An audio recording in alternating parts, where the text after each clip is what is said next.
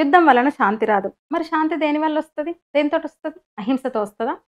మొదట నేను యుద్ధం చేయలేదు గాబట్టే వాడు మళ్ళా మళ్ళా వచ్చి చంపుతున్నాడు. ముంబై నరమేధం అప్పుడే 4 పీకి ఉంటే ఈ ఘటనలు జరిగేవి గాదు. హింస పునరావృతమయ్యేది కాదు. ఇన్ని అమాయకుల ప్రాణాలు పోయేటివి గాదు. అంటే శత్రువును అదుపు చేయడానికే యుద్ధం. వాడిని లొంగదీసుకోవడానికే యుద్ధం. వాడిలో భయం పుట్టించడానికే యుద్ధం. ఒక్కసారి వాడిలో భయం పుడితే శాంతి దానంతటదే వస్తది. అంటే యుద్ధాన్ని గెలవడం వల్ల శత్రువులో భయం పుడతది. భయం వల్ల శాంతి పుడతది. ఆ భయాన్నే కలిగిస్తున్నారు. ఆ భయాన్నే చూపెడుతున్నారు మనోళ్ళు మన శత్రువుకు.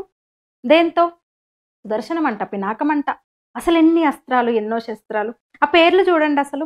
విష్ణుమూర్తి సుదర్శన చక్రం, శివుడి ధనస్సు పినాకం, ఇంకా పృథ్వీ, ఆకాష్, నాగ్, ఇవన్నీ కూడా మన పురాణాల నుంచి తీసుకున్న పేర్లు.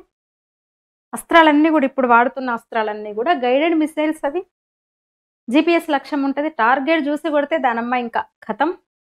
అట్లాంటి అస్త్రాలు, అనేక శస్త్రాలు. అసలు ఆ పేర్లు అసలు ఎంత ఉద్వేగం కలుగుతుంది వింటుంటేనే. మనము చూస్తుంటే వింటుంటే, మన ఆర్మీ ఆఫీసర్స్ చెప్తుంటే, మీడియాలో చూస్తుంటే వింటుంటే ఎంత భావోద్వేగం కదా.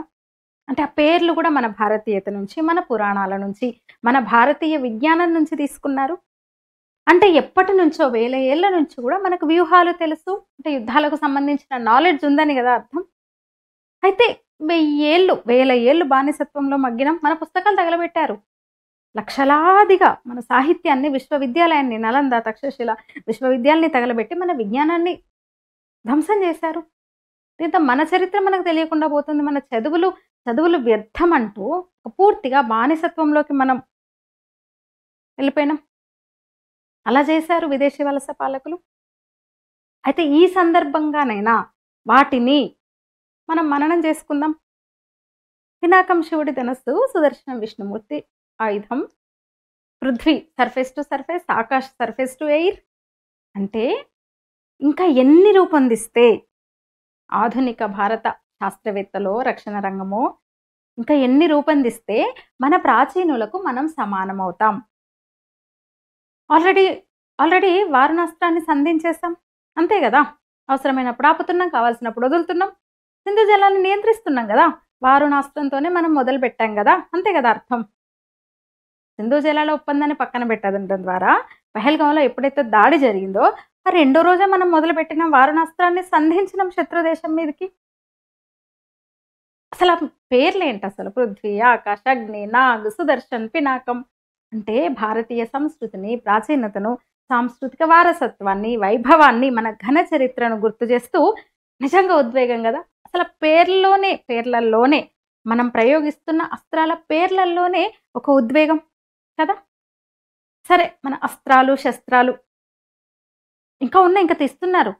భారత రక్షణ వ్యవస్థ అమ్ముల పొదిలో పాకిస్తాన్ కదా, ఒక 100 పాకిస్తాన్లతో ఢీకొనేంత ఏమంటారు భండారం, ఆయుధ భండారం మన దగ్గర ఉంది. ఆయుధ భాండాగారం మన దగ్గర ఉంది. తీస్తున్నారు, ఒక్కొక్కటిగా తీస్తున్నారు. మరి ఎన్ని రోజులు జరుగుతుంది యుద్ధం? ఆగిపోతుందా? ఎప్పుడు ఆగిపోతుంది? కంటిన్యూ అవుతుంది? ఎన్ని రోజులు అవుతుంది? నెలలా, ఏళ్ళ, ఎన్ని రోజులు అవుతుంది? కంటిన్యూ అయితే పరిస్థితి ఏంటి? మన పరిస్థితి ఏంటి? దేశ పరిస్థితి ఏంటి? ప్రపంచం ఏమంటుంది? జరుగుతుంది.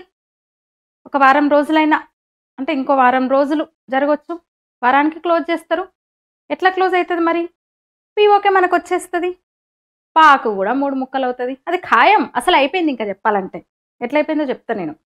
ఒక 4 నెలల క్రితమే నేను ఒక వీడియో చేశా. పాకిస్తాన్ 4 ముక్కలు ఖాయమా అని. ఆల్రెడీ నిన్న బలూచ్ లిబరేషన్ ఆర్మీ ప్రకటించేసింది, స్వతంత్రాన్ని ప్రకటించుకుంది. ఒక ముక్క అయిపోయింది, ఇంకా ఆల్మోస్ట్ అయిపోయింది. పఖ్తుంఖ్వా కూడా అయిపోయింది. 2 ముక్కలు అయిపోయినాయి. ఇప్పుడు 3 ముక్కలు అయిపోయింది ఆల్రెడీ. సింధు, పంజాబ్లో కూడా సింధీలు కూడా మాకు వద్దు, ఇది మేమున్న మాకు ప్రత్యేక దేశం కావాలంటున్నారు. అయితే 4వ ముక్క కావడానికి కొంత సమయం అయితే పడుతుంది. ఇప్పుడు 3 ముక్కలు అవడం ఖాయం. పాకిస్తాన్ ఇంకా మ్యాప్ పూర్తిగా మారిపోతుంది.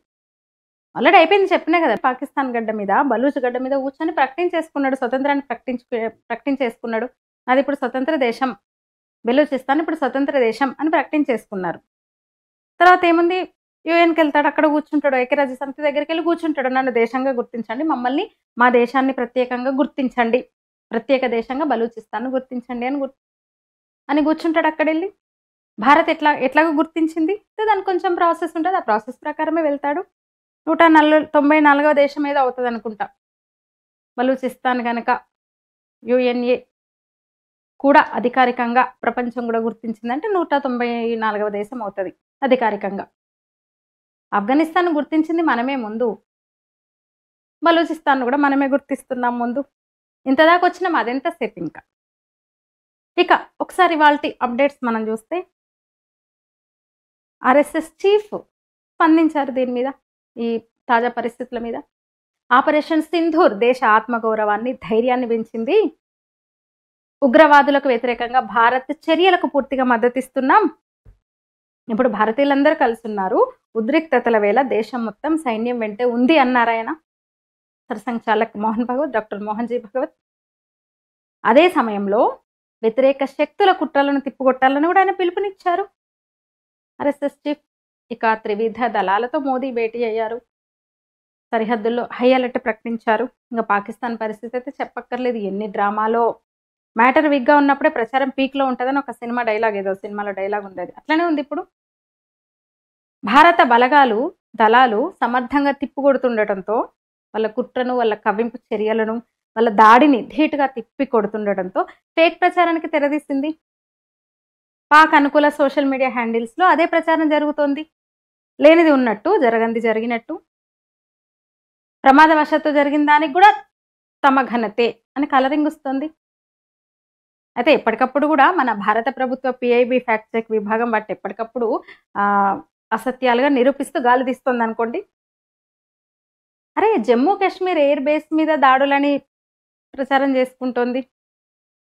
గుజరాత్ హజారియా పోర్టు మీద దాడి చేశామని ఎప్పటికో, ఏ ఘటనలో అవి పాతవి ఎప్పటికో ఏ దేశంలో తీసుకొచ్చి పెట్టి పాకిస్తాన్ ఆర్మీ భారత్ మీద దాడి చేసిందని చెప్పుకుంటోంది, ప్రచారం చేస్తోంది వాళ్ళ అనుకూల సోషల్ మీడియా ప్లాట్ఫామ్స్లో. ఇంకా ఇండియన్ ఆర్మీ బెటాలియన్ పై పాక్ ఆర్మీ దాడి అంటూ 2020లో బీరట్ పేలుడు ఘటనను చూపిస్తూ తమ క్షిపణి దాడితోనే ఇంత విధ్వంసమని ప్రచారం చేస్తోంది. ఫేక్ ప్రచారం పూర్తిగా. కొత్త ఏం కాదు పాకిస్తాన్కు అబద్ధాలు ఆడడం. గోబెల్స్ అని ఇప్పటికీ గుర్తు తెచ్చుకుంటాం కదా. రెండో ప్రపంచ యుద్ధ కాలంలో జర్మన్ నియంత హిట్లర్ దగ్గర సమాచార మంత్రి గోబెల్స్ అనేవాడు. ఇట్లనే తప్పుడు ప్రచారం చేస్తూ చివరి నిమిషం వరకు కూడా జర్మనీ సైన్యము విజయాన్ని సాధించింది అంటూ రేడియో ప్రకటనలతో ఊదరగొట్టేసి మీడియాలో ప్రచారం చేసి అట్లా చేశాడు. అందుకే ఇప్పటికీ మనం గోబెల్స్ ప్రచారం అంటారు దాన్ని. ఇప్పుడు పాకిస్తాన్ తప్పుడు ప్రచారంలో ఆ గోబెల్స్ని మించిపోయిందని చెప్పొచ్చు. భారత విమానాలను మేమే గుర్చేసాం, సైనిక స్థావరాలను ధ్వంసం చేశామంటూ తప్పుడు వీడియోలు ప్రచారంలో పెడుతోంది. అసలు దుర్మార్గం ఏంటంటే, అది నిజమని పాకిస్తాన్ మీడియా చేస్తున్న ఫేక్ ప్రచారాన్ని నిజమని నమ్మి మన దేశంలో కొన్ని పత్రికలు షేర్ చేసేస్తున్నాయి. చివరకు భారత సమాచార శాఖ ఫేక్ న్యూస్ అని తేల్చాల్సి వచ్చింది. భారత ప్రభుత్వ పిఐబి ఫ్యాక్ట్ చెక్ చేసి ఇది ఫేక్ న్యూస్ ఇదని తేల్చడంతో మళ్ళీ వెనక్కి తగ్గుతున్న పరిస్థితి.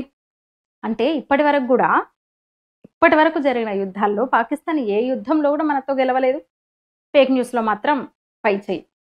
ఫేక్ న్యూస్లను స్ప్రెడ్ చేయడంలో మాత్రం పాకిస్తాన్ పై చేయి తప్ప యుద్ధంలో మనతో ధీటుగా తలబడింది లేదు. ఆ దేశం పుట్టుక నుంచి అదే పనిచేస్తోంది. ఇంకోటి, పాకిస్తాన్ నుంచి ఇంకో అప్డేట్.